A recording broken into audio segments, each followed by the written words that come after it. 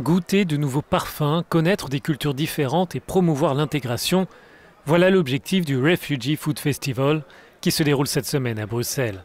7 restaurants de la capitale belge ouvrent leur cuisine à des chefs réfugiés. Originaire de Syrie, Abdel Basset veut ainsi partager son histoire. Je me souviens des aînés dire « les gens sont les ennemis de l'inconnu ». Je me suis toujours dit que c'est la raison pour laquelle il existe des barrières, des frontières entre les uns et les autres. Mais la cuisine, par exemple, rapproche les gens. On parle toujours de gastronomie avant d'évoquer la politique. Donc je pense que ce genre d'initiative est positive pour l'intégration. 14 villes à travers le monde, dont Paris, Madrid, San Francisco ou encore le Cap, participent à ce festival. On est toujours un peu éloigné, on voit ce qui se passe un peu à la télé, on n'a pas souvent l'occasion de participer. Et ici, ça permet facilement de participer un petit peu tout en d'être un peu plus impliqué. Je pense qu'il y a beaucoup de politique autour de ça, mais je pense que c'est bien d'avoir une initiative comme ça dans les pays pour montrer aux gens qu'il y a la possibilité d'intégrer. L'un des objectifs de l'événement est aussi d'offrir à ces chefs réfugiés l'opportunité de se lancer sur le marché du travail.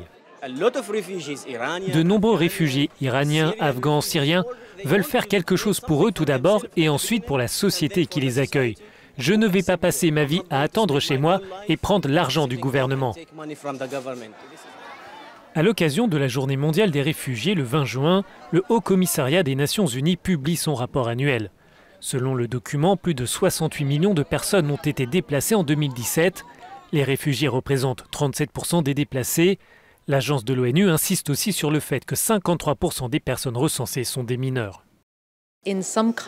Dans certains pays, nous n'avons pas d'accord adéquat et donc nous voyons des mineurs non accompagnés dans des centres d'accueil inappropriés. Nous demandons à tous les États de tout mettre en œuvre pour que les mineurs non accompagnés qui demandent l'asile puissent avoir un tuteur pour aider les États et ces jeunes réfugiés à trouver la meilleure solution. Le rapport cherche aussi à souligner la réalité de la situation en matière de migration. La Turquie est le pays qui accueille le plus de réfugiés devant le Pakistan, l'Ouganda et le Liban. La réalité que nous observons actuellement, comme le souligne le cas de l'Aquarius, montre qu'il est nécessaire de mettre un système viable en Europe. Il faut un mécanisme de solidarité qui permette aux États membres d'agir ensemble pour assurer une protection à ceux qui en ont besoin et de gérer comme il faut les questions de l'asile et des réfugiés en Europe. La politique migratoire sera à l'ordre du jour du sommet européen qui se déroulera la semaine prochaine.